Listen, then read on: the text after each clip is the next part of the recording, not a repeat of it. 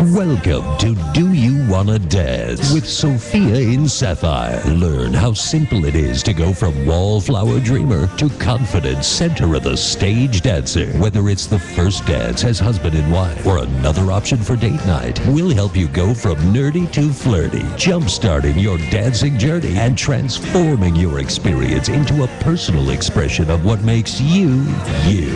And now, your host for Do You Wanna Dance, Sophia in Sapphire. Welcome to the Do You Wanna Dance radio show. I'm your hostess, Sophia, and you're listening live on VegasAllNetRadio.com. We are live every Wednesday at 4 p.m. Pacific Standard Time. This show is about inspiring you, helping you get out there, jump-starting your dancing journey, making the most out of your first dance experience. We have tips and tricks to show you how to get from nerdy to flirty, and today with confidence, healthy self-image, and empowerment. A lot of times doing what is scary builds us up, and dancing is one of those challenging things everyone could have on their bucket list, and if for only one reason, which is to blast through our innermost fears and insecurities, and unveil what true beauty really is inside. Today we will have two very special guests joining us. They are both entrepreneurs and women in the industry of aesthetics. So stay tuned, and we will have La Richhart and Brianna Michelle join us later to talk a little bit more about that.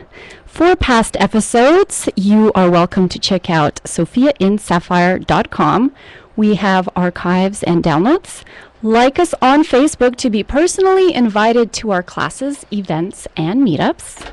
Co-hosting with us today is Magic Al Jensen. Welcome to the show. Thank you so much, Sophia. It's always great to be here in the Vegas All-Net Radio studios with you every Friday, every Wednesday. What are you doing on Friday? Every 4 o'clock on Wednesday is what I was trying to say, but that didn't make any sense. But then again, most of what I say doesn't make sense. So, hey, can I tell you a really quick story? I know that you set up the show, but I want to tell you a quick story. Yes, please. A mutual friend of ours, William Mears, I had a chance to have lunch with him today. Oh. And he actually presented to a group called the Convention Services Association. And he talked about his MVP strategy. And, of course, William is a great sponsor and friend of the Do You Want to Dance radio show. And the first time I'd ever heard him speak on his MVP strategy in front of a group of people, we had about 35, 40 convention service members there today, and everybody was entranced by his talk. It was fantastic. Awesome. And I hope that all of our listeners will get a chance to give him a call at 800-411-6472. It was a great message, and he's a great guy. You know what I want to say is that thank you so much for sharing, but life is not what necessarily happens to us, it's what we make happen. Oh, and you are so right. The value of having a mentor or a guide in life is so crucial, because nothing is achieved alone. And sometimes we need each other to keep ourselves in check and hold ourselves accountable. And sometimes the hardest part is to get started or to be shown that new perspective. So, for example, somebody like William Mears is a great starting point, if you do want to take that next step and grow your business. And, for example, dancing. Great starting point is to get out there and get to know me. That's right. That's get right. out there, do the first step. To become a friend with Sophia and Sapphire on Facebook, because that's where you send out all the invitations. That's right. That's where all the information really starts from, right there. And I want to throw out another little tidbit of information, and that is this Saturday, July 26th. Do you know what that is? National Dance Day. Oh, National somebody Dance did Day. their homework. That's right. It's the day that you can celebrate the joy of movement by joining hundreds, millions of other folks. Get out there and just get moving. Just get off the sidelines, get in the game, and move and dance. Get flirty. And absolutely go from nerdy to flirty. And you have a knack for helping people take that first step and gain the confidence that they need to, not be afraid to get out there in front of everybody and move.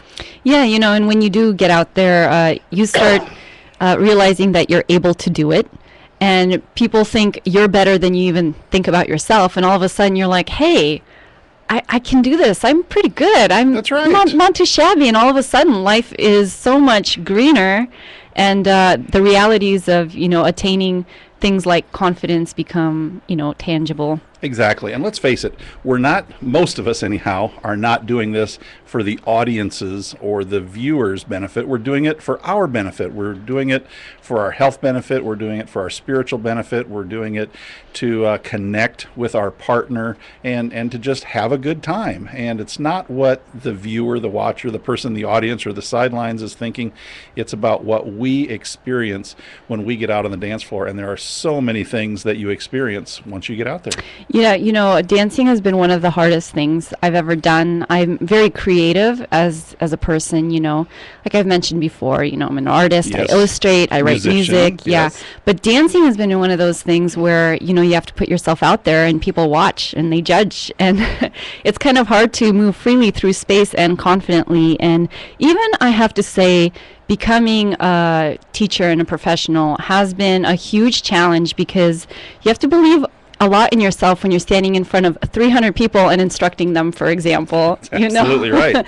And in the beginning, it was so hard for me to really feel good about it, because I never expected to get the feedback that I would get. And after every class, I would teach group classes, on a regular basis, anywhere from 100, 200 to up to 300 people on Friday nights.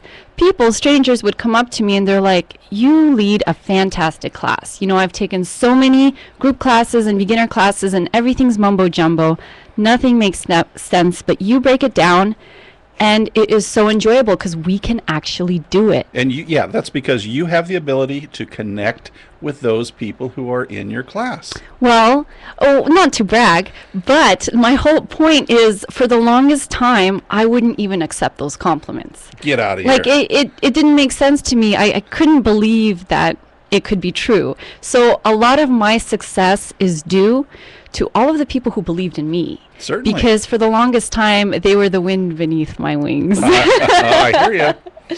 Absolutely. So it's important to have good people in your life and to trust. So at one point, the light switch apparently flipped on, the light bulb came on, and you became empowered. You had the confidence.